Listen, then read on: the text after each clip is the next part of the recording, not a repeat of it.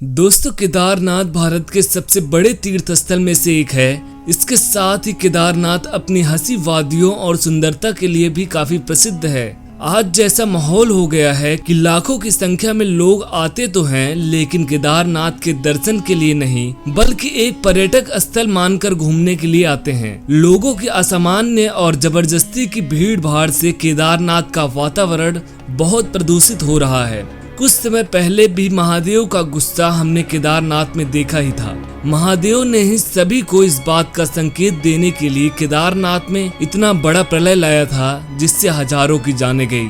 वो प्रलय आम प्रलय नहीं थी। उस प्रलय ने पूरे भारतवासियों को हिलाकर रख दिया था और आज भी उसका डर केदारनाथ के लोगों में बसा हुआ है। कई विशेषज्ञों का मानना है कि ये प्रलय केदारनाथ के वातावरण में भारी बदलाव की वजह से हुआ है और ये सब लोगों के वहाँ गंदगी फैलाने, आग लगाने, उससे वातावरण की गर्मी बढ़ने से अचानक भारी बारिश हो गई, बादल फट गया और बाढ़ आ गई।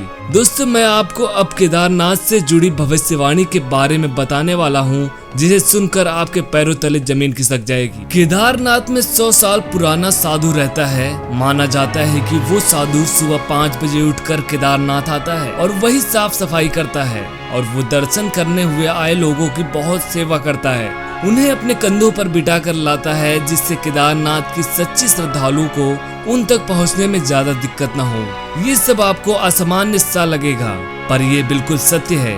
साधु महादेव का इतना बड़ा भक्त है कि वो केदारनाथ में जितना भी कचरा इधर उधर पड़ा रहता है वो उसे साफ करता है। साधु का कहना है कि एक दिन वो केदारनाथ की गुफा में ध्यान कर रहा था, तभी उसे महादेव दिखे। उन्होंने बोला कि केदारनाथ में लोगों को एक अच्छे वातावरण का महत्व समझाने के लिए उसे ही कुछ कदम उठाना पड़ेगा। तब से उसने केदारनाथ की रक्षा की जिम्मेदारी ले ली। साधु एक न्यूज चैनल पर इंटरव्यू देते हुए बताता है कि बहुत जल्द केदारनाथ में पिछली बार से भी ज्यादा प्रलय आने वाला है। साधु ने बोला कि इस बात का अंदाजा मुझे उस दिन भी हुआ जब स्वयं महादेव उसके ध्यान के समय आए थे और उन्होंने मुझे इस बात का संकेत दिया कि अगर हम लोग ऐसी गलतियां दोहराते रहेंगे तो हम पर ये बहुत भारी पड़ेगा। और इस बात की भविष्यवाणी करता हूँ कि ये प्रलय कोई आम प्रलय नहीं होगा। ये पिछली बार से भी बहुत ज्यादा भयानक और खतरनाक होगा, जो न केवल केदारनाथ को अपनी चपेट में लेगा बल्कि उत्तराखंड में केदारनाथ से सटे सभी जिले वो इसकी तबाही में फंस जाएंगे। लाखों से ज्यादा लोग घायल होंगे। पहाड़ के पहाड़ मलबे की तरह नीचे ढह जाएंगे और उसमें हजारों जाने जाएंगी। ये सब दिल को दहलाने वाला है और पहले से भी ज्यादा सबक सिखाने वाला रहेगा।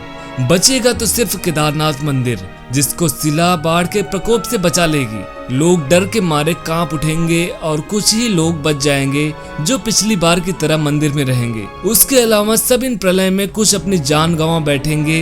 इन सब से बचने का सिर्फ एक उपाय है कि केदारनाथ का ध्यान रखना और उसकी सुरक्षा करना, नहीं तो पल भर में तबाह हो जाएगा। इसलिए मैं इस अभियान में लगा हूँ। मैं केदारनाथ के लाखों श्रद्धालुओं को मरते हुए नहीं देख सकता और जो लोग बेकसूर हैं उन्हें इन सब में अपनी जान गंवाने का कोई भी हक नहीं है। और साधु बताता है कि वो केदारनाथ में आने वाले सभी लोगों को इस बात को समझाता है और इसके बाद साधु कई लोगों को मंदिर में दिखा और कई लोग उसके अभियान में उसका साथ भी दे रहे हैं और केदारनाथ को प्रलय से बचाने में जुटे हैं। आपको यह घटना के बारे में क्या कहना है, हमें कमेंट करके जरूर बताएं। और महादेव के सच्चे भक्त कमेंट में हर हर महादेव लिखकर चैनल को सब्सक्राइब जरूर करें। हर हर महादेव।